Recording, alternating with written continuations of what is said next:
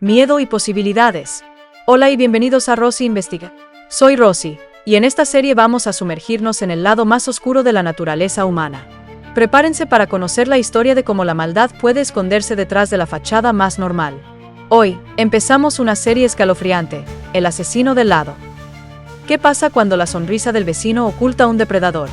En este episodio, desenterraremos el caso real de un criminal que vivía en la comunidad, pasaba desapercibido y era, para todos, simplemente un buen tipo. Pero bajo la superficie, acechaba un sanguinario. Ponte tus audífonos, ajusta el volumen, porque la investigación comienza ahora. Copyright. Todo el material presentado en este podcast es propiedad de Rosy Investiga. Copyright 2025. Todos los derechos reservados. Enero-abril de 1974. Los Sotero fueron enterrados en Puerto Rico. Los hijos sobrevivientes abandonaron Wichita para siempre.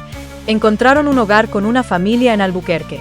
El futuro de Charlie Otero incluiría depresión, ira, una ruptura con sus hermanos y penas de prisión por violencia doméstica. Abandonará a Dios, como creía que Dios había abandonado a su familia. No tenía respuestas a las preguntas que lo atormentaban. ¿Por qué alguien había atacado a su familia? ¿Cómo logró pasar al perro? ¿Cómo pudo convencer a un boxeador como papá de que se pusiera los puños en la espalda? Debió haber habido más de un asesino, pensó Charlie. Charlie quería matarlos a todos. La policía empezó con 4 posibilidades. 1. ¿El asesino era alguien de la familia? Descartaron rápidamente esa idea. 2. ¿Hubo una conexión con las drogas? En la Fuerza Aérea, Joseph Otero había servido en Latinoamérica. Tras su baja, Joe aceptó un trabajo que le daba acceso a aviones privados. Esto intrigó a los detectives. Quizás un importante negocio de drogas en el extranjero había salido mal, y Joe perdió la vida y a su familia en un asesinato por venganza. Cornwall y Annon volaron a Panamá y Puerto Rico para investigar esta idea. Bruce tenía dudas. La policía no había encontrado ni una sola aspirina en la casa, y mucho menos drogas ilegales. 3. ¿Alguien estaba tratando de perjudicar a Julie? Había trabajado en Coleman. ¿Tenía un novio celoso allí? Su antiguo supervisor había recibido un disparo y había resultado herido pocos días antes de su muerte. ¿Había alguna conexión? 4. El asesino era un ladrón que mató para cubrir sus huellas. Los detectives investigaron a ladrones conocidos, aunque lo único que faltaba era el reloj de Joe, la radio de Joy y un juego de llaves. 4 ideas, 4 búsquedas inútiles. Dennis Rader había pasado 2 horas con los Otero, luego se subió a su Vista Cruiser y condujo hasta el supermercado de los Dillons. Llegó justo, los Otero casi habían vaciado el tanque. De camino, mantuvo la capucha de su parka levantada para ocultarse la cara. Antes de bajarse, ajustó el asiento hacia adelante para disimular su estatura. Caminó hasta su coche, un Impala Coupé blanco de 1962. Allí hizo inventario de todo lo que había traído esa mañana, y entonces se dio cuenta, con una sensación desagradable, de que había olvidado su cuchillo en casa de los Otero. Condujo de vuelta a la casa en North Edgemoor, entró en el garaje, caminó hasta la puerta trasera y recogió el cuchillo. Luego condujo a casa con un dolor de cabeza intenso. Tomó 2 Tylenol y luego condujo hasta un bosque donde había jugado de niño, junto al río Little Arkansas, al norte de Wichita. Allí quemó bocetos que había hecho durante la planificación, junto con las cosas que había usado para matar a la familia. Se apresuró. Su esposa saldría del trabajo y quería estar en casa.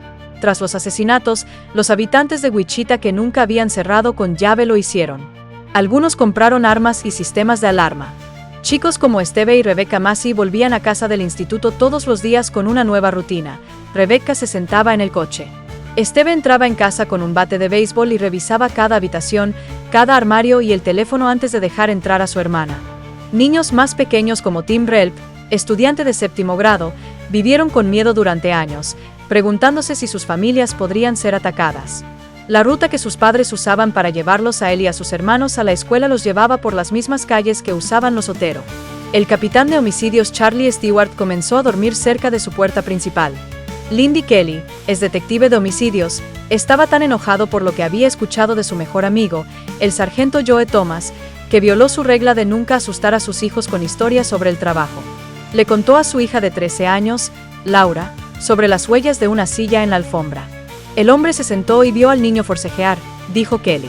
Thomas comenzó una rutina que duraría el resto de su vida.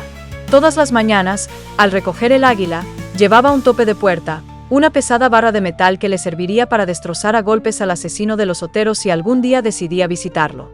Rader regresó a la comodidad de su hogar. Llevaba casado casi 3 años y aún le abría la puerta a su esposa y la ayudaba a ponerse el abrigo. Asistían a la iglesia con sus padres, él ayudaba con el grupo de jóvenes. Pero él ponía las reglas y le gustaba que todo estuviera limpio, ordenado y puntual. Ella obedecía. Le gustaba estudiar novelas policíacas, revistas de detectives y pornografía. Le gustaba masturbarse mientras jugaba con esposas. En su acogedora casa, de tan solo 960 pies cuadrados, escondía pequeños trofeos. En su muñeca llevaba el reloj de Joe Otero. Funcionaba bien y lo llevaba a la escuela a tiempo. La Universidad Estatal de Wichita había comenzado las clases de primavera y había elegido una especialización, Administración de Justicia, que le permitía estudiar de cerca a los agentes de policía y aprender más sobre su nueva ocupación. Disfrutaba de la ironía. Empezó a escribir sobre lo que había hecho. Le dijo a su esposa que tenía mucho trabajo de mecanografía para la escuela.